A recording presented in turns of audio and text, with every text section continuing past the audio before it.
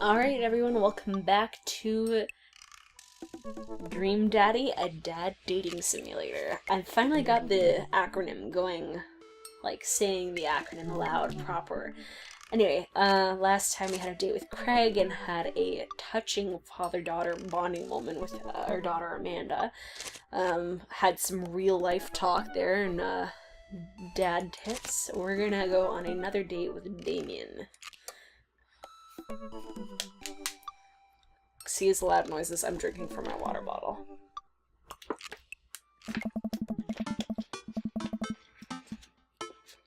I wonder if I get in trouble for dating more than one dad at a time. Let's see. I had a lot of fun hanging out with Damien the other day. I wonder what he's up to. I open the dad book and start writing him a message when Amanda walks in the door.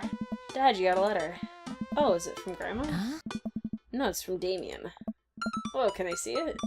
Man hands me a piece of the old parchment, folded in an envelope and sealed with purple wax. Damn, the dude goes all out. I pry off the seal and unfold the letter. It's the most beautiful calligraphy. The letter reads, Dearest Danny, I hope you'll find my continued correspondence endearing rather than trying. One can only hope that my use of the slower, more traditional form of communication will showcase my sincere and earnest sentiment that I greatly enjoyed our time together.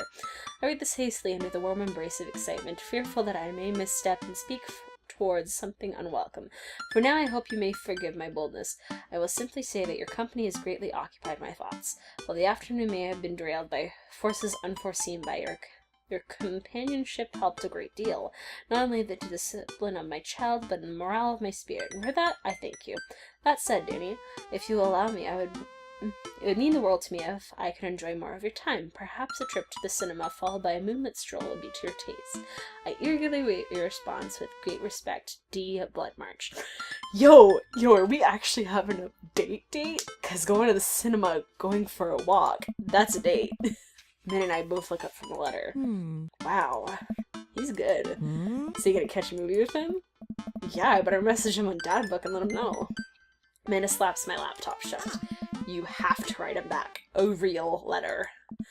But my handwriting looks like two toddlers fighting over crayon. Right. Dad, you have to. He wrote you a letter. That's so cool. Will you help me? I need to class this up. Father, I was made for this. Here's what you do. Find tickets to a show that you two will like, then enclose them in the letter. Oh, that's classy. The minute I hop onto my laptop and pursue show times. He doesn't seem like the romantic comedy type guy. Ooh, here's one. Vampire Crusade 2. Evil Never Dies. I don't know, that sounds kind of stupid. Actually, it's a critically acclaimed exploration into the ennui of existence. It turns the vampire trope on its head. Really? Nah, this is loads of blood and vampire titties. Well, let's roll the dice. Purchase the tickets and print them out, and then sit down at the table with Amanda and try drafting a nice letter. I start writing. Damien. I hope this letter finds you in good health. Good one. What's next?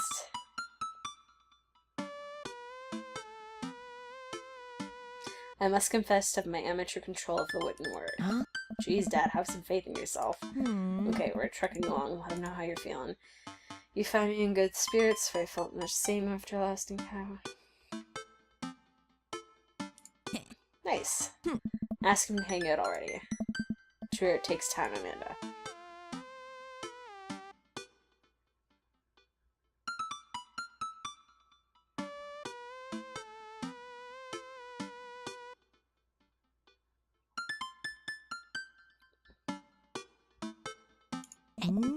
Bring it on, Pops. It would bring me great pleasure to escort you to the cinema. Smooth, calling it the cinema is a classy move. Closed, you'll find 2 tickets to Vampire Crusade 2 Evil Never Dies, which I'm sure you will both find titillating and enjoyable.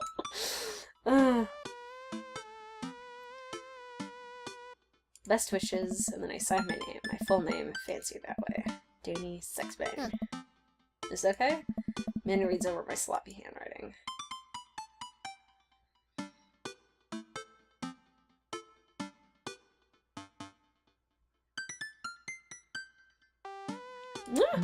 You spelled his name wrong. What? Nah, I'm just trying to keep you on your toes. All you have to do is seal it and put it in his mailbox. Can I seal it with tape? That's not authentic enough. I have an idea. I'll be right back. Minna leaves the room and returns with a candle, a lighter, and a small piece of wood. You gotta have a wax seal. She lights the candle, it starts to burn and form a pool of melted wax. What's the other thing? Minna pours some of the wax onto the folded letter and expertly presses a small piece of wood to it. She lets it dry for a second and puts the wood revealing. Here. It is, your seal. A little kitten with a bow on its head. Awesome. Scrapbooking stuff always comes in clutch. Well, I guess it's all here to do is deliver to his doorstep now, huh? Oh, I thought we were getting a carrier pigeon to do it. I already called my guy.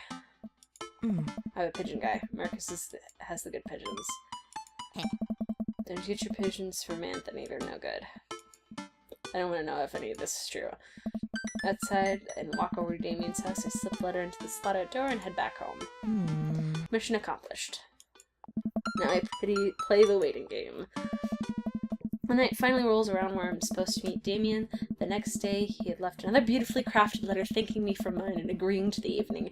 Minna helps me pick out a nice outfit, and I show up at the theater a little bit early. It's a chilly night, and the theater is kind of crowded, but it's still nice.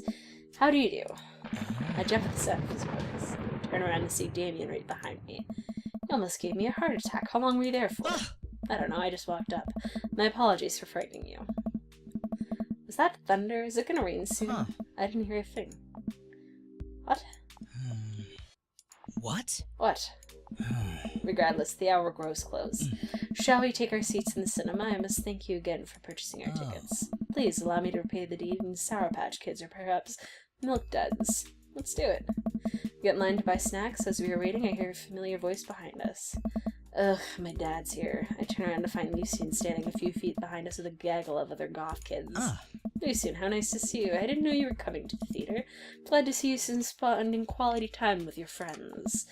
Whatever, Dad. What movie will you be attending tonight? My friends are making me see some movie about talking animals. I really don't care about it. Well, I do hope you enjoy your evening. I'll be watching Vampire Crusade 2. Evil Never Dies. What? You watching that? Yeah, I thought Damien would enjoy it. Ha, good luck with that, Dad.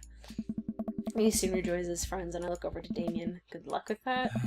It's nothing. My son loves to tease. We wait in line for a little longer, and Damien buys us snacks. He seems a little nervous. I wonder what's wrong. Damien and I take our seats and settle for previews. Glancing at him, I can see that he's sweating profusely and gripping his armrest. Is everything okay? Everything is perfectly fine. I'm, so excited for this film. I'm a devoted patron of the arts, especially the scary arts. The scarier they are, the better. Do you have a favorite horror movie? I, of course, have a favorite horror movie. Mine is Halloween Town. Terrifying. Oh, interesting. Halloween Town. Halloween Town. That's odd. I don't remember Halloween Town being that scary. But expected him to bring something more strange foreign horror film that I'd never heard of. Halloween Town. Boy. I love Halloween Town. Damien's knuckles are turning white. It looks like he's about to rip the armrest off. Wait a second. Damien, are you afraid of horror movies? Oh my. You must be joking. I love horror movies. The lights dim for the film. Damien screams. I apologize. I was thinking about something far scarier than this movie, which is not scary at all. We settle in the film start. I offer Damien some licorice and he takes one. I take note of how much his hands are shaking. The title flashes across the screen in bloody letters. Vampire Crusade 2, Evil Never Dies. Pale man with long silver hair, glittering red eyes, and well-oiled abs sits up in a coffin. Awaken my coven. Two more vampires slide the tops of their stone coffins onto the floor. Brother, is it time? Yes, husband, but also mortal enemy. It is time. The three look at each other and then to the camera. For the Vampire Crusade. This rules. The trio of vampires fly into the night as foreboding organ music plays in the distance. I somehow get lost in the movie. As dumb as it sounded, it's actually a pretty fun flick. We get to a tense moment of the movie where Romulus Truebloods sit at a truce meeting with the general of a human army, whose wife Romulus has fallen in love with. Romulus, it is good to finally meet you. General, I agree. It's good to finally blood you. Romulus leaks out and slashes at the general's throat. Blood splatters over everything, including the camera. Damien screams again, reflexively grabbing my hand. I immediately blush, forgetting about any vampires or blood or vampiric blood. Oh, I'm terribly sorry. Damien retracts his hand and places it back on his lap. I was writing a novel in my head about blood magic and got into an extremely scary section. Damien goes back to quietly stressing out over the movie. It's kind of cute that he won't admit he's afraid of it. I wish he would hold my hand again. Maybe I could do something to try and make him feel comfortable. I got it. I'll do what all dads do best. Talk during the movie. Tell a dad joke. Where does a dog go when it loses its tail? What? There. To the retail store. I yell that last bit a little too loud for a crowded movie theater, but I can see a smile form on Damien's face. Good one, Danny. The rest of the movie goes by relatively smoothly with only a few whimpers from Damien. Maybe you would have liked the romantic comedy better. We get to the final scene of the movie where Romulus, Bad Blood, and the general's wife embrace each other in his crypt. It appears that the true vampire crusade was the vampire's crusade in our hearts, our cold, unbeating hearts. Romulus and the general's wife begin making out. Hard. Oh my. The film fades to black and the end appears on the screen. Then a heart cuts to the mistress and his final love of Camellia, who watch the two from afar. Oh no, twist ending. Our bloodline has been pure for thousands of years. Romulus has betrayed us by loving a human woman. It will be only short time before the next Vampire Crusade 3. Evil must die again. More thunder, more Romulus organs. The movie fades out again, and a bloody question mark now accompanies the end. Damien and I walk out of the theater amidst throngs of chattering moviegoers. He's a little more pale than I remembered, but otherwise he's survived the encounter. He seems kind of invigorated. What an interesting film. While the premise immediately struck me as pedestrian, I was intrigued by its harrowing love story and great attention to detail in regards to vampiric lore. Yeah, it's pretty good. A lot more vampire titties than I thought there would be. Come, the night is young. Let's take a stroll. Damien is making a point of not telling me where he's taking me. Still, I'm enjoying the walk in the cool light air. Being alone here with Damien is a lot better than being in a crowded theater. Lovely night, isn't it? As lovely as the company, yes. Thinks I'm lovely? Damn, okay, here comes the smooth response. No problem. Crushed it. We both stand there feeling a little awkward. I'm sure one smooth operator. Are you getting a little hungry? Maybe stop off and grab something to eat. Worry not, friend. I've got a plan. Turn the corner and greeted by the gates of a cemetery. What? Are we going in there? A little bit of Victorian flavor, Danny. Trust me. I'm a bit nervous, but Damien hasn't let me long yet. I follow his lead as we walk into the cemetery. Statues of angels stare down at us as we follow a path through the faded tombstones. As we crest a small hill, we get a beautiful view of the city. The night lights sparkle around us. I gotta hand to it. For being a cemetery, this is strangely romantic. Picnicking in the graveyard is an old Victorian tradition, an appropriate finish to an evening after a vampire movie, wouldn't you say? With a flourish, Damien produces a blanket and a picnic basket. Wait, where were you hiding that? Under my cloak? Oh, right. Damien folds the blanket and we both sit down, gazing out at the city lights. He produces a bottle of red wine and a fine selection of cheeses.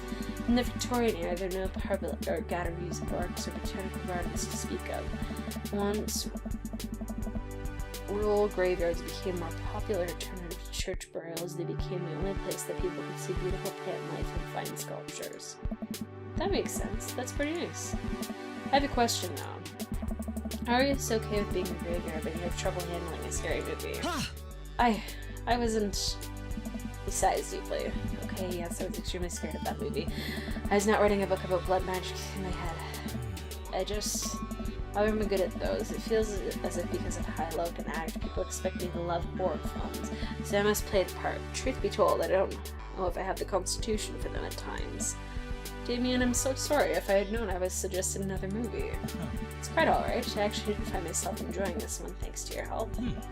Graveyards, however, I think there's something rather beautiful about death. Cemeteries are traditionally built away from cities, away from the realm of the living, and it keeps us rather separated from it. To acknowledge death and become comfortable with it, I think, gives us a certain intimate knowledge of ourselves.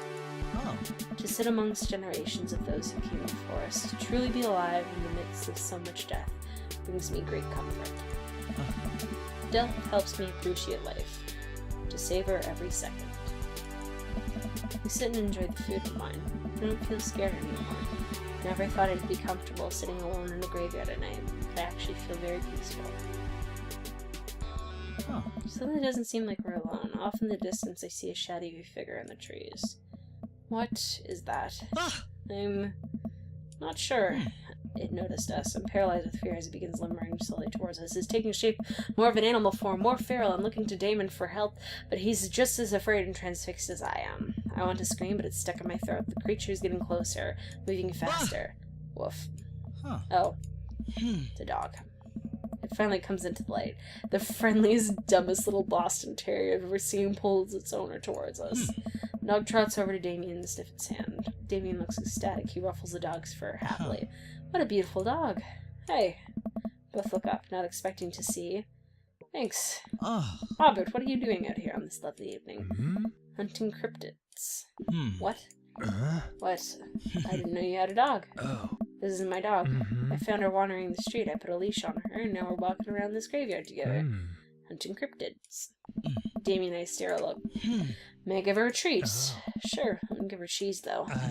Not to worry. Damien reaches into the depths of his clothes and produces a small dog treat. What else is he keeping in there? The dog laps at the treat and crunches away, tail wagging furiously. Damien continues to smooth down her fur. Thanks. My absolute pleasure. Damien shakes the dog's paw. Lovely to meet you, my friend. May our paths cross again. Robert and his dog disappear into the darkness again. Damien stares after them. I don't know you like dogs. Victorians love dogs, actually. Most Victorian women of high fashion would always be accompanied by a small dog such as a terrier or a Maltese. I think big dogs are nice, too. Yeah, man, dogs are cool. I do believe we had enough excitement for one night. Let's say we make our way home. Damien hops to his feet and extends a hand to help me up. I gladly take his, as my knees aren't what they used to be. He packs up his picnic basket and leads us out of the graveyard. As we begin to walk home, I take one last look at the cemetery. It really is beautiful. Like a proper gentleman, Damien walks me to my doorstep. Thank you ever so kindly for your company tonight. Damien, it was my pleasure.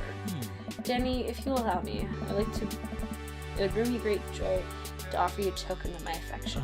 Damien reaches to a cloak and pulls out a folded, monogrammed handkerchief. He presses it into my hand.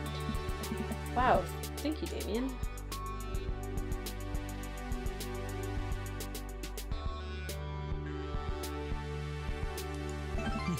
I approve. Damien shuffles his feet. I just want to say it's rare to find someone like you, someone who's open to my eccentricities. It's nice to feel so accepted. Thank you. Damien gives my hand a quick squeeze. Damien blushes and hastily retracts his hand. I must take my leave. Good night. Before I can say anything else, he's gone. I unlock the door and step inside. Like a whirlwind, Amanda rushes from the window and plops down on the couch, trying to look nonchalant. Hey, Dad, what's up? Were you watching me from the window? No, I was just, Okay, so how was the movie? Lots of vampire titties. Told you. But as it turns out, Damien is... Wait, Amanda doesn't need to know that. I'll keep it between me and Damien. Scary cool. Yeah, he's so cool, it's scary. They saved Annie. Did you know that the graveyards used to be places to throw parties? I think I'm misremembering that. Wow, that's pretty punk. Also, we saw a dog. Definitely thought it was a werewolf for a moment, though. How can you be so sure it wasn't a werewolf? How can you be so sure I'm not a werewolf? And how can you be so sure you're not a werewolf? Amanda's eyes narrow. I don't trust you. Nor I you. Make intense, weary eye contact for a second. Anyway, I'm calling it for the night. Don't stay up too late, will you? I'll try not to howl at the moon past midnight. If you're young, you have your health... Ooh.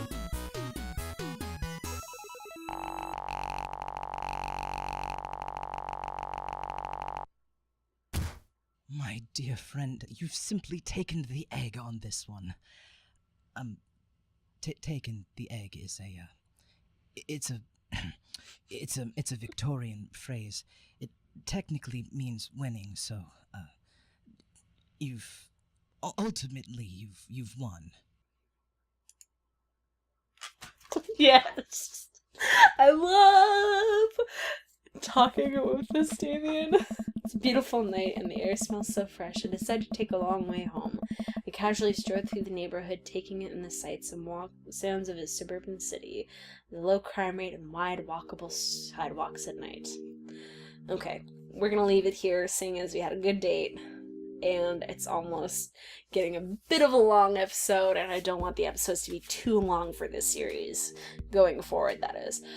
So, I'm going to thank you guys again for joining me for this episode of Dream Daddy Dating Simulator.